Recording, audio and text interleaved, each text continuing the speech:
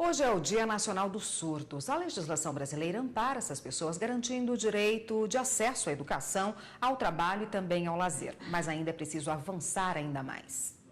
Esta sala de aula tem crianças de 7 anos de idade que, desde o início da vida escolar, têm a oportunidade de estudar por meio da língua brasileira de sinais, a Libras, e do português escrito. Quanto mais cedo a criança surda tiver o contato com a língua de sinais, melhor vai ser o desenvolvimento acadêmico dessa criança. Eles participam da aula de maneira muito interativa, eles perguntam, eles entendem, respondem, questionam o tempo inteiro.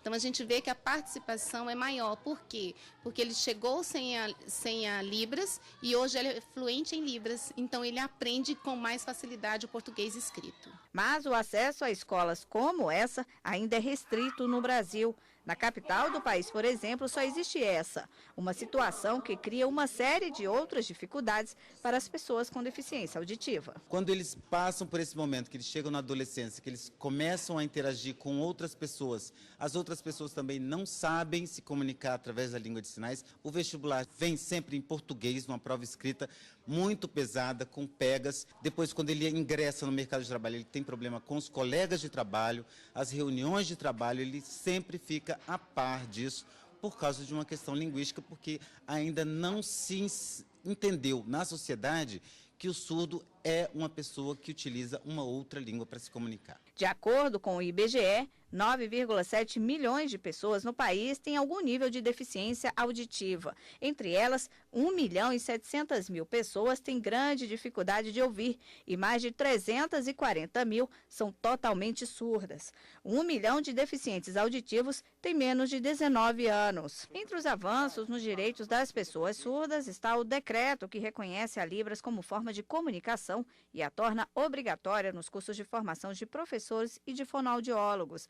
A formação dos professores de Libras também passou a ser uma opção na licenciatura plena em letras, tendo Libras como a primeira língua e o português escrito como segunda. A Constituição Federal, assim como as leis especiais, os tratados internacionais firmados pelo Brasil, certamente garantem um ambiente de muito maior igualdade de oportunidades aos portadores de necessidades especiais e, obviamente, especialmente os surdos, as pessoas que eventualmente têm algum tipo de deficiência ou incapacidade auditiva. O que precisa, obviamente, é mais fiscalização.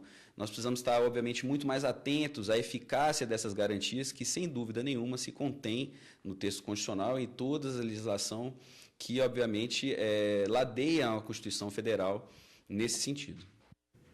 Bom, e a repórter Carolina Chaves vai falar agora conosco mais sobre o direito das pessoas que têm algum tipo de deficiência auditiva. Carolina, boa tarde. Boa tarde, Érico. Olha, eu vou conversar agora com o coordenador do projeto Direito Libras, Fernando Alencastro. Fernando, em 2010 existiam 340 mil surdos no país, né? Existe um dado atualizado de quantos deficientes auditivos existem hoje no Brasil? Boa tarde. Boa tarde. Existe sim, existem números de 2016 que apontam para um universo de 8 milhões de surdos no Brasil. Essa diferença ela é explicável porque, a partir da legislação específica que trata do deficiente físico, de 2015, o surdo ele passa a se reconhecer nessa condição justamente para ser beneficiado das políticas públicas que a Lei Brasileira de Inclusão, que é de 2015, trata do assunto. É conhecida também como o Estatuto do Deficiente. Carolina, pergunta para o Fernando Alencastro o que o Estatuto da Pessoa com Deficiência prevê, quais são os direitos e qual a importância dele aí na preservação dos direitos da pessoa com deficiência auditiva. Isso. Doutor Fernando, a Érica perguntou agora qual a importância e o que estabelece a lei do Estatuto do Deficiente para essas pessoas com necessidades especiais. Olha, essa lei ela veio preencher uma lacuna de acessibilidade do deficiente físico, onde o surdo está inserido, para que ele possa ter acesso à cidadania e à vida social do seu dia a dia, na área esportiva, na área cultural, na área de entretenimento. Ela é uma lei fundamental, foi aprovada em 2015, entrou em vigor a partir de janeiro de 2016 e agora ela está sendo implementada gradativamente nas instituições públicas e privadas.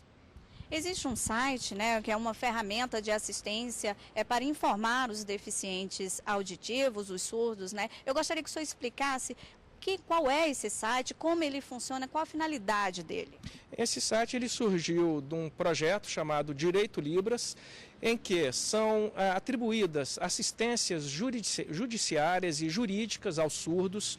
É ali reconhecido todo o direito que a Lei Brasileira de Inclusão traz aos surdos e também há espaço para que os intérpretes e tradutores em Libras se cadastrem para que as empresas públicas e privadas possam, no momento de ter esse profissional, recorrer ao nosso site e identificar o profissional de Libras para dar benefícios aos surdos. Ok, muito obrigada pelas informações. E Érica, quem tiver mais interesse, quiser conhecer um pouco mais sobre esse site, o endereço vai aparecer aí na tela. Inclusive, o Fernando é coordenador do projeto Direito Libras. É com você, Érica. Obrigada, Carolina. Obrigada ao coordenador do projeto. Aí, muito importante essa iniciativa.